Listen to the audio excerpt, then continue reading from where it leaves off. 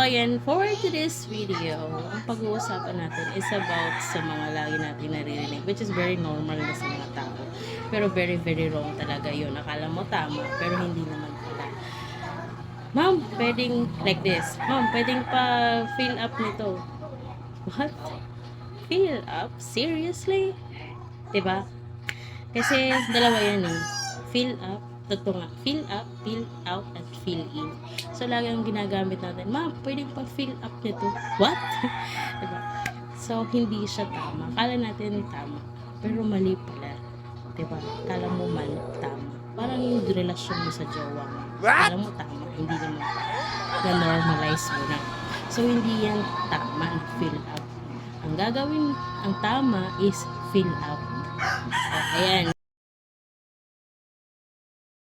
There is a very big difference when it terms of using the fill up and fill out. So, ayan, alam mo na. So, hindi ka na magsasabi na, ma'am, pwede bang pa-fill up nito?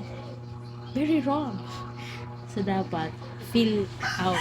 Ma'am, please, can you please fill out this form? Kasi nga, documents. At kung halimbawa naman ay magpupuno ka ng mga empty objects dyan or something like magsasalin ka ng baso, magsasalin ka ng tubig, whatever, fill up. Kasi yun ang tama. So, alam mo na ngayon ang difference ng fill out at ng fill up. Ang fill out para sa mga documents or sa mga form. Ang fill up naman para dun sa mga empty na mga lalagyan. Ayan. You need to know this. Please share naman. Take care.